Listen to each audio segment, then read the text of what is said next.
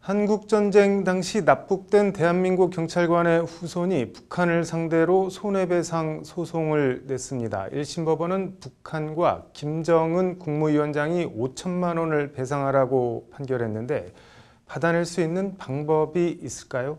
관련 소송을 수행한 김태훈 변호사로부터 이번 소송의 의미와 향후 계획 등을 들어봤습니다. 왕성민 기자입니다.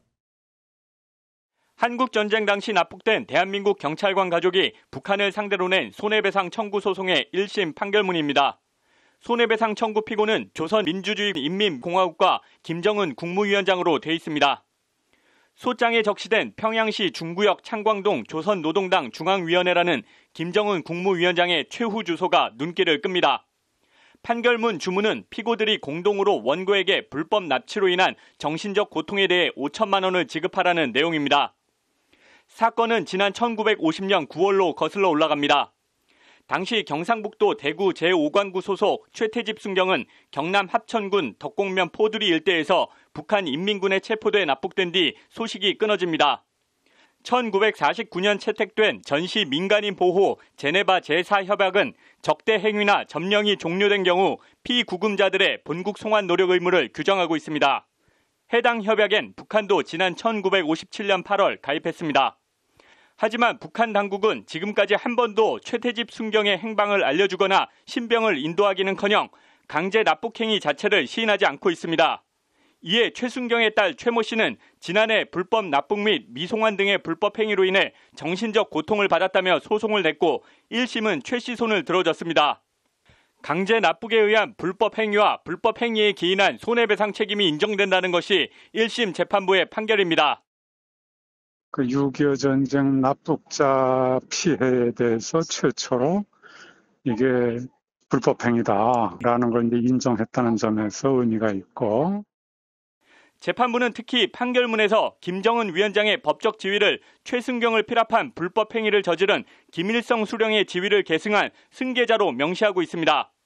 민법상 일종의 상속 개념을 적용해 6.25 당시 납북자에 대한 북한의 불법 행위 책임을 명시적으로 인정한 첫 판결입니다.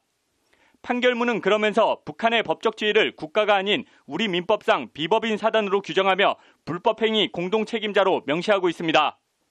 북한은 비법인 사단에 준용되는 민법 제35조에 의하여 피고 김정은의 불법 행위로 인한 손해를 배상할 책임이 있다는 것이 판결문 내용입니다. 또 북한은 나라가 아니다.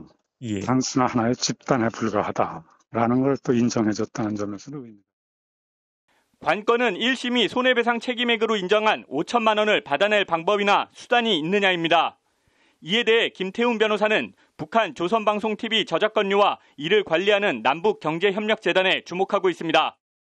경문협이라고 있어요. 그게 뭐냐면 북한의 조선방송의 이제 그 보도를 우리가 이제 인용을 할 경우에 네. 이제 저작권 문제가 생겨서 우리가 이제 북한에 대해서 저작권료를 이제 줄 생각으로 돈을 갖다가 이렇게 적립을 해놓은 돈이 있습니다. 그것을 이제 저희가 경문협이 북한에 지급할 저작권료에 가압류를 걸어 이를 통해 배상액을 받아내겠다는 게 김태훈 변호사의 구상입니다. 그것을 이제 저희가 이제 그것이 결국에는 북한에 넘어갈 돈이니까 북한에 청구권 있는 돈이니까 그 돈을 저희가 이제 압류해서 우리가 이제 받으려고 그러는 거죠. 압류는 돼 있습니다. 하지만 직접적인 북한 자산이 아니라 북한이 최종 귀속 주체라는 점만으로 경문협을 상대로 배상금을 지급받을 수 있을지 등은 법적인 논란이 있습니다. 그래서 이제 달라고 그러니까 이제 거절을 하기 때문에 경문협 측에서? 예. 그래서 이제 그거를 소송을 하고 있어요. 6.25 전쟁 당시 북한의 불법 행위에 대한 피해 손해배상 인정과 그 피의자들이 실제로 배상금을 받아낼 수 있을지 법조계에 관심이 쏟아지고 있습니다. 법률방송 왕성민입니다.